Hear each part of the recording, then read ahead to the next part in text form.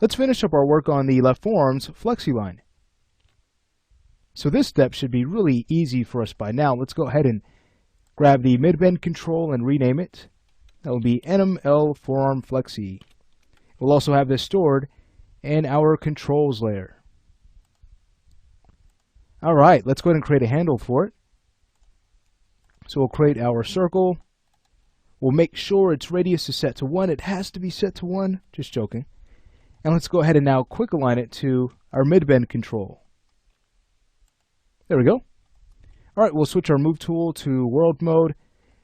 And instead of moving this out 8 units, like we did for the handle before, let's go ahead and try 7 units in the y-axis, just so that this flows nicely down the arm.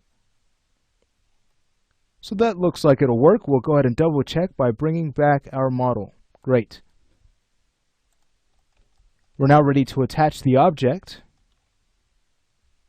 So under the Modify panel, we'll go ahead and take care of that. And now we'll test this out. Looks good.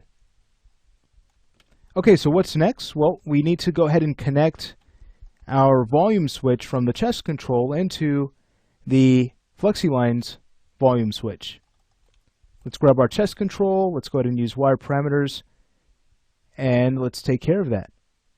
So here it is, L arm volume. That gets tied to Flexi Global's global volume active switch. All right, great. We know that we can now go ahead and take this global object and have that stored in its layer. So that's going to be L forearm Flexi. All right, great. We're going to want to bring back this layer. Let's go ahead and show it so we can now update our scale expression. So let's do that. We'll start with object D. Let's move over to our motion panel, go to scale, check out properties. Let's debug our expression. Here's the length we need, 8.2245. So let's go ahead and type that in, 8.2245. Let's go ahead and copy that so we no longer have to remember it. All right, great.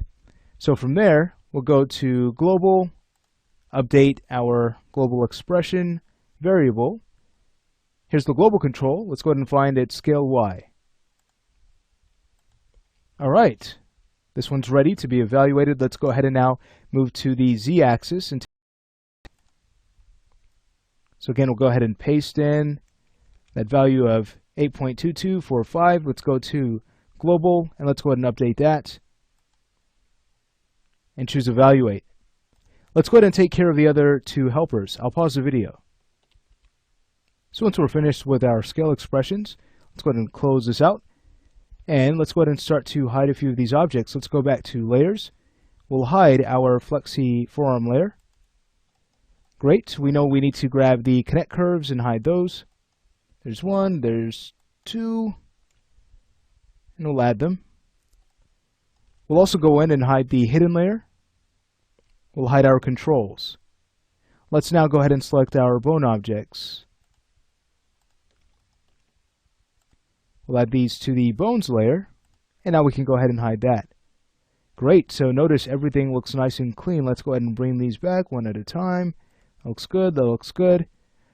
Great, well, we know we have the elbow bend control to take care of. Once we're finished with that, by that following lesson, we'll take a look at what would need to change on the right arm to get our Flexi system to work properly. We should already have a good idea as to how to hook that in, but we'll go ahead and double check and take a look at a few things that might have changed. But again, before we get to that, let's go ahead and get to that bend control for the left elbow.